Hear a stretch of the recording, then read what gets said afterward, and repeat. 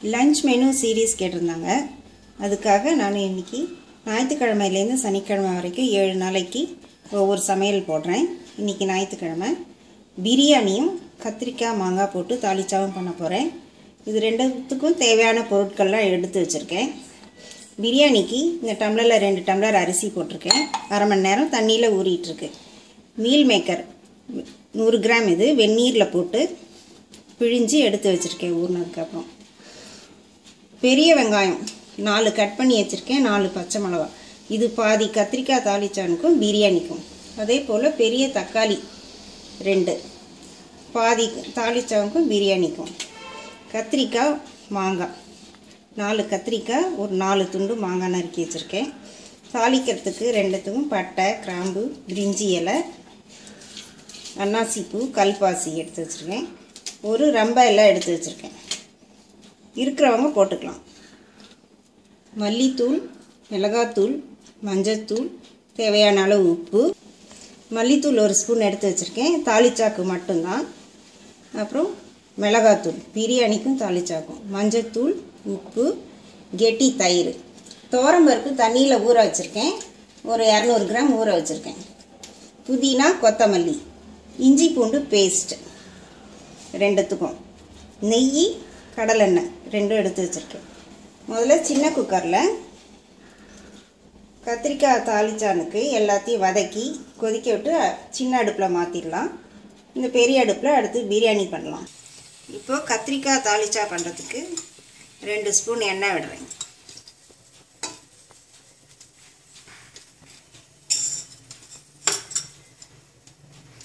ஒரு ஸ்பூன் நெய் விடுறேன்.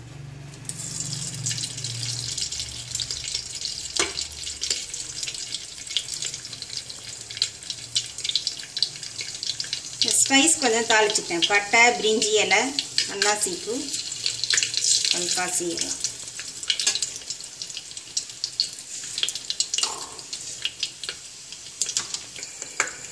ரெண்டு பச்சை மிளகாய் போடுறேன்.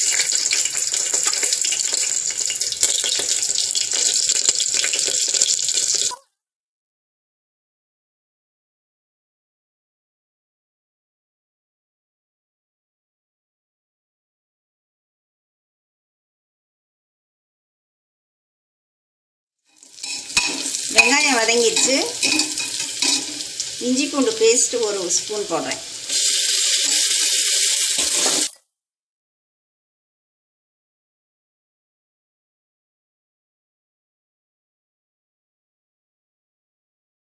வதங்கிடுச்சு. இப்போ பாதி தக்காளி போடுறேன்.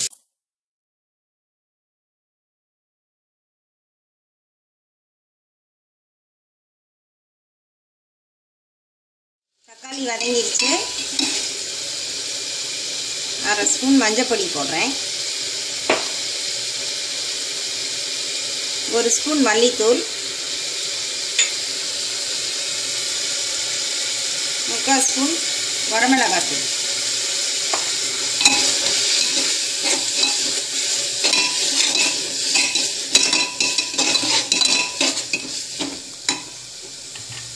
இதுக்கு தேவையான அளவு உப்பு போடுறேன்.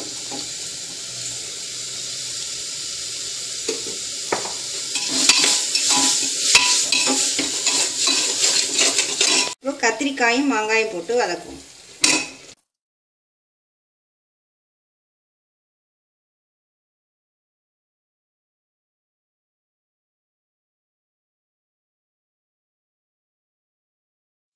இப்போ துவரம்பருப்பு போடுறேன். 200 கிராம் கொஞ்சம் அரை மணி நேரம் ஊற வச்சுருக்கேன்.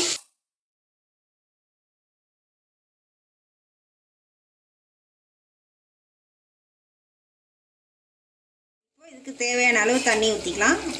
ஒரு 3 டம்ளர் தண்ணி. இந்த சொம்பில் ஒரு சொம்பு.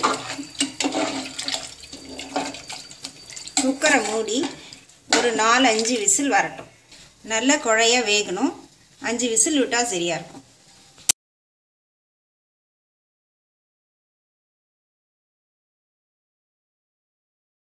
இப்போ பெரிய அடுப்பில் பெரிய குக்கர் வச்சுருக்கேன். Meal maker biryani. குழிக்கரண்டி அளவு எண்ணெய் விட்டுருக்கேன். நெய் 2 ஸ்பூன் விடுறேன்.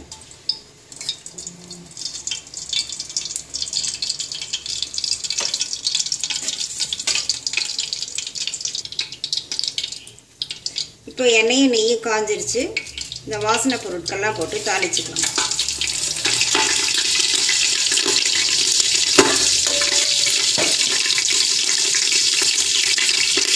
ரெண்டு பச்சை மிளகாய், வெங்காயம்,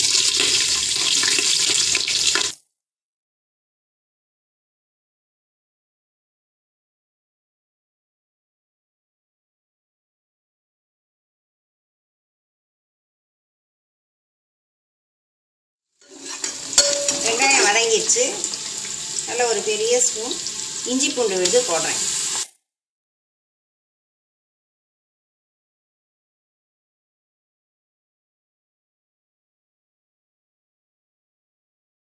தக்காளி போடுறேன்.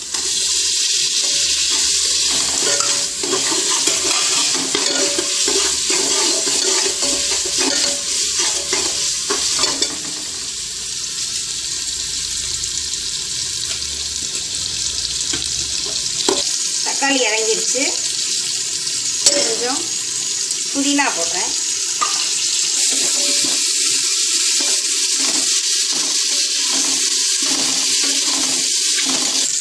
மஞ்சப்பொடி அரை ஸ்பூன், மிளகாய் தூள் 2 ஸ்பூன்,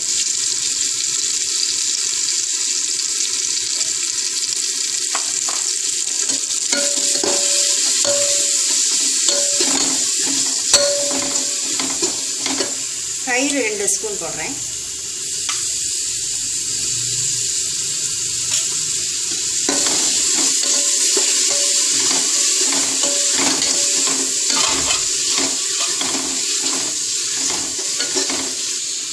உப்பு இவ்வளோ போடுறேன்.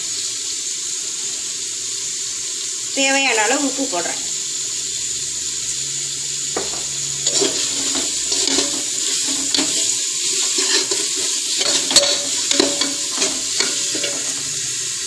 இப்போ மீல் மேக்கரை போட்டு வதக்குறேன்.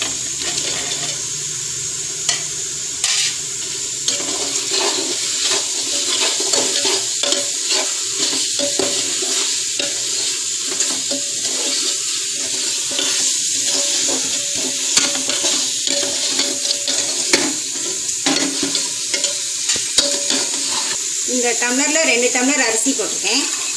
கரெக்டாக 4 டம்ளர் தண்ணி விடுறேன். 2, 3, 4. தண்ணி நல்லா கொதிச்சதுக்கப்புறம் அரிசியை போடலாம்.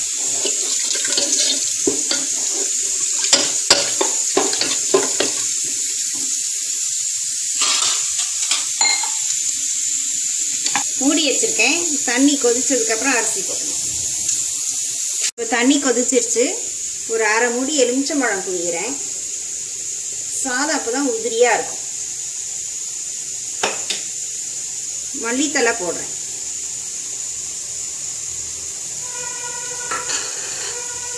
இப்போ அடுத்து அரிசி போடலாம்.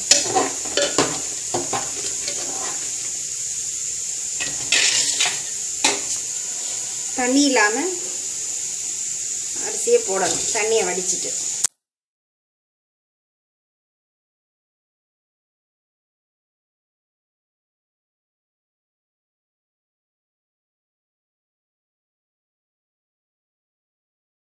அரிசியை போட்டாச்சு. குக்கரை மூடிடலாம். இப்போ குக்கரை மூடிக்கிட்டேன். வெயிட் போட்டாச்சு. 3 விசில் வந்தோடனே இறக்கிடலாம். சண்டே ஸ்பெஷலாக இன்றைக்கி மீல் மேக்கர் பிரியாணி, கத்திரிக்காய் மாங்காய் தாளிச்சா, தயிர் பச்சடி பண்ணியிருக்கேன். ஒவ்வொரு ஞாயிற்றுக்கிழமையும் மஷ்ரூம், பன்னீர், வெஜிடபிள் இந்த மாதிரி வெரைட்டியாக பிரியாணி பண்ணிக்கலாம்.